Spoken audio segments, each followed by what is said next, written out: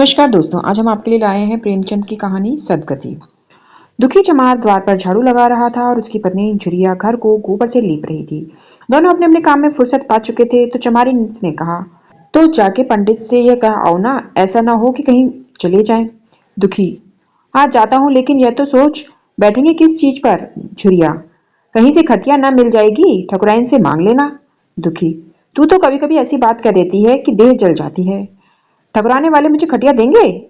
आग तक तो घर से निकलती नहीं, खटिया देंगे? क्या थाने में जाकर एक लोटा पानी मांगू तो न मिले? भला खटिया कौन देगा? हमारे उपले सेंठे भूसा लकड़ी थोड़ी ही है जो चाहे उठा ले जाए। ले अपनी खटोली धोकर रख दे, गर्मी के तो दिन हैं, उनके आते आते सूख जाएगी। झुरिया, यह हमारी खटोली पर बैठेंगे नहीं, देखते नहीं कितने नेम धर्म से रहते हैं। दुखी ने जरा चिंतित होकर कहा, हाँ यह तो है, महुए के पत्ते तोड़कर एक पत्तल बना लूं तो ठीक हो जाए। पत्तल में बड़े बड़े आदमी खाते हैं, यह पवित्र है। ला तो डंडा, पत्ते तोड़ लूं। झुरिया, पत्तल मैं बना लूंगी, तुम जाओ, लेकिन हाँ उन्हें सीधा भी तो देना है, अपनी थाली में रख दूं।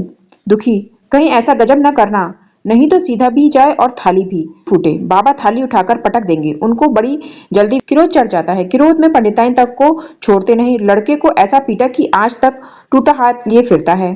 पत्तल में सीधा भी देना, हाँ मुदा तू छूना मत।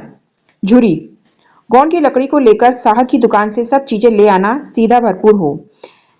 सेर भर आटा, आधा सेर चावल, पाव भर दाल, आधा पाव घी, नौन, हल्दी और पत्तल में एक किनारे 4 आने पैसे रख देना। गौन मिले तो भुर्जिन के हाथ पैर जोड़कर ले आना। तू कुछ मत छूना, नहीं गजब हो जाएगा। इन बातों की ताकीद करके दुखी ने लकड़ी उठाई और घास का एक बड़ा सा गट्ठर लेकर पंडित जी से अर्ज करने चला। खाली हाथ बाबा जी की सेवा में कैसे जाता? नजराने के लिए उसके पास घास के सिवाय और क्या था? उसे खाली देखकर तो बाबा दूर से ही धुतकारते। पंडित घीसाराम ईश्वर के परम भक्त थे। नींद खुलते ही ईशुपासन में लग जाते। हाथ मुंह धोते 8 बजते, तब असली पूजा शुरू होती, जिसका पहला भाग भंग की तैयारी थी। उसके बाद आधे घंटे तक चंदन रगड़ते, फिर आईने के सामने एक तिनके से माथे पर तिलक लगाते। चंदन की 2 रेखाओं के बीच में लाल रोरी की बिंदी होती थी। फिर छाती पर बाहों पर चंदन की गोल गोल मुद्रिकाएं बनाते। फिर ठाकुर जी की मूर्ति निकालकर उसे नहलाते, चंदन लगाते, फूल चढ़ाते, आरती करते, घंटी बजाते। 10 बजते बजते वह पूजन से उठते और भंग छानकर बाहर आते। तब तक 2-4 जजमान द्वार पर आ जाते। ईशुपासन का तत्काल फल मिल जाता, वही उनकी खेती थी। आज वह पूजन गृह से निकले तो देखा दुखी चमार घास का एक गट्ठा लिए बैठा है। दुखी उन्हें देखते ही उठ खड़ा हुआ और उन्हें साष्टांग दंडवत करके हाथ बांधकर खड़ा हो गया। यह तेजस्वी मूर्ति देखकर उसका हृदय श्रद्धा से परिपूर्ण हो गया। कितनी दिव्य मूर्ति है! छोटा सा गोल मटोला आदमी, चिकना सिर, फूले गाल, ब्रह्म तेज से प्रदीप्त आंखें, रोरी और चंदन देवताओं की प्रतिमा प्रदान कर रही थी। दुखी को देखकर श्रीमुख से बोले, आज कैसे चला रे दुखिया? दुखी ने सिर झुकाकर कहा, बिटिया की सगाई कर रहा हूं महाराज, कुछ साइत सुगंध विचारना है, कब मर्जी होगी? घासी, आज मुझे छुट्टी नहीं, हाँ सांझ तक आ जाऊंगा। दुखी, नहीं महाराज, जल्दी मर्जी हो जाए, सब सामान ठीक कर आया हूं। यह घास कहाँ रख दूं? घासी, इस गाय के सामने डाल दे और जरा झाड़ू लेकर द्वार तो साफ कर दे। वह बैठक भी कई दिन से लीपी नहीं गई, उसे भी गोबर से लीप दे। तब तक मैं भोजन कर लूं, फिर जरा आराम करके चलूंगा। हाँ, यह लकड़ी भी चीर देना। खलिहान में 4 घौंसी भूसा पड़ा है, उसे भी उठा लाना और भुसौली में रख देना। दुखी फौरन हुक्म की तामील करने लगा। द्वार पर झाड़ू लगाई, बैठक को गोबर से लीपा। तब 12 बज गए। पंडित जी भोजन करने चले गए। दुखी ने सुबह से कुछ नहीं खाया था, उसे भी जोर की भूख लगी थी, पर वहां खाने को क्या धरा था? घर यहाँ से मील भर था, वहां खाने चला जाए तो पंडित जी बिगड़ जाएं। बेचारे ने भूख दबाई और लकड़ी फाड़ने लगा। लकड़ी की मोटी सी गांठ थी, जिस पर पहले कितने ही भक्तों ने अपना जोर आजमा लिया था। वह उसी दमखम के साथ लोहे से लोहा लेने की लिए तैयार थी। दुखी घास छीलकर बाजार ले जाता था। लकड़ी चीरने का उसे अभ्यास न था। घास उसे खुरपे के समान सिर झुका देती थी। यहाँ कस कसकर कुल्हाड़ी का भरपूर हाथ लगाता, पर उस गांठ पर निशान तक न पड़ता था। कुल्हाड़ी उचट जाती, पसीने में तर था, हांफता था, थक कर बैठ जाता था, फिर उठता था। हाथ उठाए न उठते थे, पांव कांप रहे थे, कमर न सीधी होती थी, आंखों तले अंधेरा हो रहा था, सिर में चक्कर आ रहे थे, तितलियां उड़ रही थी, फिर भी अपना काम किए जाता था। अगर एक चिलम तंबाकू पीने को मिल जाती तो शायद कुछ ताकत आती। उसने सोचा, यहाँ चिलम और तंबाकू कहाँ मिलेगी? ब्राह्मणों का पूरा है। ब्राह्मण लोग हम नीच जातों की तरह तंबाकू थोड़े ही पीते हैं। सहसा उसे याद आया कि गांव के एक गांव भी रहता है, उसके यहाँ जरूर चिलम तंबाकू होगी। तुरंत उसके घर दौड़ा। खैर मेहनत सफल हुई। उसने तंबाकू भी थी और चिलम भी थी, पर आग वहां न थी। दुखी ने कहा, आग की चिंता न करो भाई, मैं जाता हूँ पंडित जी के घर में आग मांग लूंगा। वहां तो अभी रसोई बन रही थी।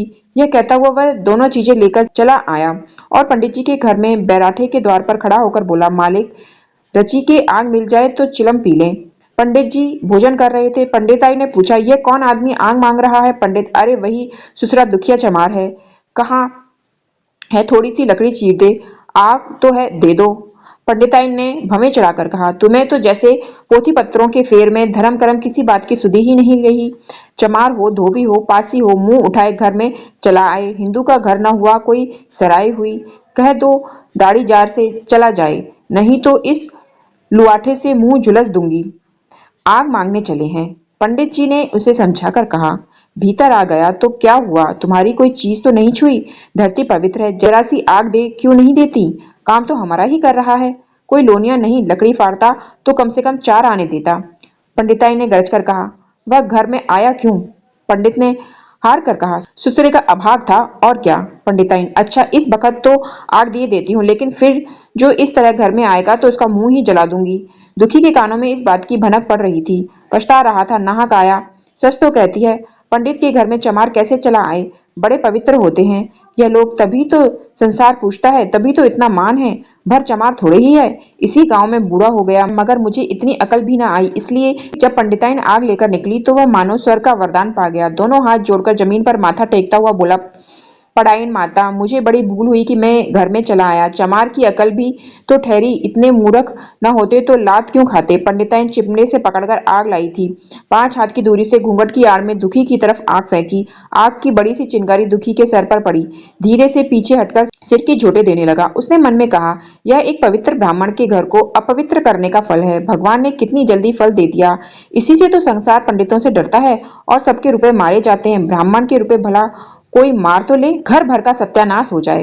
पांव गल गल कर गिरने लगे। बाहर आकर उसने चिलम पी और फिर कुल्हाड़ी लेकर जुट गया। खटखट की आवाजें आने लगी। उस पर आग पड़ गई तो पंडिताइन को उस पर कुछ दया आ गई। पंडित जी भोजन करके उठे तो बोली, इस चमारवार को भी कुछ खाने को दे दो, बेचारा कब से काम कर रहा है, भूखा होगा। पंडित जी ने इस प्रस्ताव को व्यवहारिक क्षेत्र से दूर समझकर पूछा, रोटियां हैं? पंडिताइन, 2-4 बचेंगी। पंडित, 2-4 रोटियों से क्या होगा, चमार है, कम से कम सेर भर चढ़ा जाएगा। पंडिताइन कानों पर हाथ रखकर बोली, अरे बाप रे, सेर भर तो फिर रहने दो। पंडित जी ने कहा, कुछ भूखी चोकर हो तो आटे में मिलाकर 2 ठो लिट्ठा ठोक दो, साले का पेट भर जाएगा। पतली रोटियों से इन नीचों का पेट नहीं भरता, इन्हें तो ज्वार का लिट्टा चाहिए। पंडिताई ने कहा, अब जाने भी दो, धूप में कौन मरे। दुखी ने चिलम पीकर फिर कुल्हाड़ी संभाली। दम लेने से जरा हाथों में ताकत आ गई थी। कोई आधा घंटे तक फिर कुल्हाड़ी चलाता रहा, फिर बेदम होकर वहीं सिर पकड़ के बैठ गया। इतने में वही गौंड आ गया। बोला, क्यों जान देते हो बूढ़े दादा, तुम्हारे फाड़े ये गांठ न फटेगी, नाहक हलाकान होते हो। दुखी ने माथे पर पसीना पोंछकर कहा, अभी गाड़ी भर भूसा ढोना है भाई। गौंड, कुछ खाने को मिला कि काम ही करना जानते हो, जाके मांगते क्यों नहीं?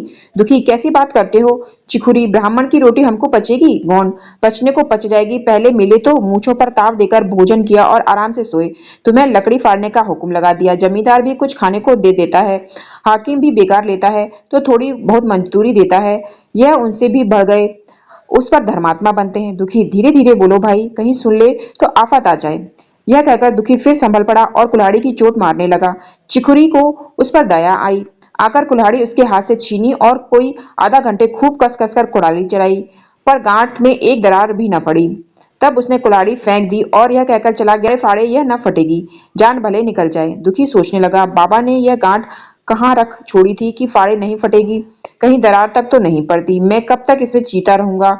अभी घर पर 100 काम पड़े हैं। कार परोजन का घर है, एक ना एक चीज घटी ही रहती है, पर उन्हें इसकी चिंता क्या।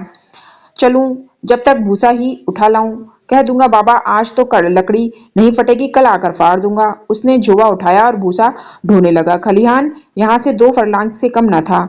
अगर झोवा खूब भर भर कर लाता तो काम जल्द खत्म हो जाता। फिर ई झोवे को उठाता कौन? अकेले भरा हुआ झोवा उससे न उठ सकता था, इसलिए थोड़ा थोड़ा लाता था। 4 बजे कहीं भूसा खत्म हुआ। पंडित जी की नींद भी खुली। मुंह हाथ धोया, पान खाया और बाहर निकले। देखा तो दुखी झोवा सिर पर रखे सो रहा था। जोर से बोले, अरे दुखिया, तू सो रहा है? लकड़ी तो अभी ज्यों की त्यों पड़ी है। इतनी देर तू क्या करता रहा? मुट्ठी भर भूसा ढोने में सांझ लगा दी। उस पर सो रहा है। उठा ले कुल्हाड़ी और लकड़ी फाड़ डाल। तुझसे जरा सी लकड़ी नहीं फटती, फिर साइत भी वैसी ही निकलेगी। मुझे दोष मत देना। इसी से कहा है कि नीच के घर में खाने को हुआ और उसकी आंख बदली। दुखी ने फिर कुल्हाड़ी उलाई। जो बातें पहले से सोच रखी थी वह सब भूल गई। पेट पीठ से धसा जाता था। आज सवेरे जलपान तक न किया था। अवकाश ही न मिला। उठना ही पहाड़ मालूम होता था। जी डूबा जाता था, पर दिल को समझाकर उठा। पंडित है, कहीं साइड ठीक न विचारे तो फिर सत्यानाश ही हो जाए। जब ही तो संसार को इतना मान है।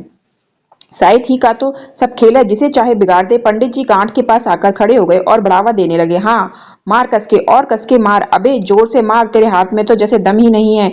लगा कसके। खड़ा सोचने क्या लगता है? हाँ, बस फटा ही चाहती है। दे उसी दरार में। दुखी अपने होश में न था। न जाने कौन सी गुप्त शक्ति उसके हाथों में चला रही थी। वह थकान, भूख, कमजोरी सब मानो भाग गई। उसे अपने बाहुबल पर स्वयं आश्चर्य हो रहा था। एक एक चोट वज्र की तरह पड़ती थी। आधा घंटे तक इसी उन्माद की दशा में हाथ चलाता रहा, यहाँ तक कि लकड़ी बीच से फट गई और दुखी के हाथ से कुल्हाड़ी छूटकर गिर पड़ी। इसके साथ वह भी चक्कर खाकर गिर पड़ा। भूखा प्यासा थका हुआ शरीर जवाब दे गया। पंडित जी ने पुकारा, उठ के दो चार हाथ और लगा दे, पतली पतली चेलियां हो जाएं। दुखी ना उठा। पंडित जी ने अब उसे दिक करना उचित न समझा। भीतर जाकर बूटी छानी, शौच गए, स्नान किया और पंडिताई बाना पहनकर बाहर निकले। दुखी अभी तक वहीं पड़ा था। जोर से पुकारा, अरे पड़े ही रहोगे? दुखी, चलो तुम्हारे ही घर चल रहा हूँ। सब सामान ठीक ठीक है ना? दुखी फिर भी ना उठा। अब पंडित जी को कुछ शंका हुई। पास आकर देखा तो दुखी अकड़ा हुआ पड़ा था। बदहवास होकर भागे और पंडिताइन से बोले, दुखिया तो जैसे मर गया। पंडिताइन हकबकाकर बोली, यह तो अभी कुल्हाड़ी चीर रहा था ना? पंडित, हाँ, लकड़ी चीरते चीरते मर गया। अब क्या होगा? पंडिताइन ने शांत होकर कहा, होगा क्या? चमरोने में कहला भेजो, मुर्दा उठा ले जाए। एक क्षण में गांव भर में खबर हो गई। पूरे में ब्राह्मणों की ही बस्ती थी। केवल एक ही गौंड का घर था। लोगों ने इधर का रास्ता छोड़ दिया। कुएं का रास्ता उधर से ही था। पानी कैसे भरा जाए? चमार की लाश के पास से होकर पानी भरने कौन जाए? एक बुढ़िया ने पंडित जी से कहा, अब मुर्दा फेंकवाते क्यों नहीं? कोई गांव में पानी पिएगा या नहीं? उधर गौंड ने चमराने में जाकर सबसे कह दिया, खबरदार मुर्दा उठाने मत जाना, अभी पुलिस की तहकीकात होगी। दिल लगी है कि एक गरीब की जान ले ली। पंडित जी होंगे तो अपने घर के होंगे। लाश उठाओगे तो तुम भी पकड़े जाओगे। इसके बाद ही पंडित जी पहुंचे, पर चमरोने का कोई आदमी लाश उठाने को तैयार न हुआ। हाँ, दुखी की स्त्री और कन्या दोनों हाय हाय करती वहां चली और पंडित जी के द्वार पर आकर सिर पीट पीट कर रोने लगी। उसके साथ 10-5 और चमारिने थी। कोई रोती थी, कोई समझाती थी, पर चमार एक भी न था। पंडित जी ने चमारों को बहुत धमकाया, समझाया, मिन्नत की, पर चमारों के दिल पर पुलिस का रौब छाया हुआ था। एक भी न मिनका। आखिर निराश होकर लौट आए। आधी रात तक रोना पीटना जारी रहा। देवताओं का सोना मुश्किल हो गया, पर लाश उठाने कोई चमार न आया। और ब्राह्मण चमार की लाश कैसे उठाते? भला ऐसा किसी शास्त्र पुराण में लिखा है? कहीं कोई दिखा दे। पंडिताइन ने झुंझलाकर कहा, इन डायनों ने तो खोपड़ी चाट ली। सबों का गला भी नहीं पकता। पंडित ने कहा, रोने तो चुड़ैलों को, कब तक रोएंगी? जीता था तो कोई बात ना पूछता था, मर गया तो कोलाहल मचाने के लिए सबकी सब आ पहुंची। पंडिताइन, चमार का रोना मनहूस है। पंडित, हाँ, बहुत मनहूस। पंडिताइन, अभी से दुर्गंध उठने लगी। पंडित, चमार था ससुरा कि नहीं? साध असाध किसी का विचार है इन सबों को? पंडिताइन, इन सबों को घिन भी नहीं लगती। पंडित, भ्रष्ट हैं सब। रात तो किसी तरह कटी, मगर सवेरे भी कोई चमार ना आया। चमारने भी रो पीट कर चली गई। दुर्गंध कुछ कुछ फैलने लगी। पंडित जी ने एक रस्सी निकाली, उसका फंदा बनाकर मुर्दे के पैर में डाला और फंदे को खींचकर कस दिया। अभी कुछ कुछ धुंधलका था। पंडित जी ने रस्सी पकड़कर लाश को घसीटना शुरू किया और गांव के बाहर घसीट ले गए। वहां से आकर तुरंत स्नान किया, दुर्गा पाठ पढ़ा और घर में गंगा जल छिड़का। उधर दुखी की लाश को खेत में गीदड़ और गिद्ध, कुत्ते और कौए नोच रहे थे। यही जीवन पर्यंत की भक्ति, सेवा और निष्ठा का पुरस्कार था। देखने के लिए धन्यवाद। Please like.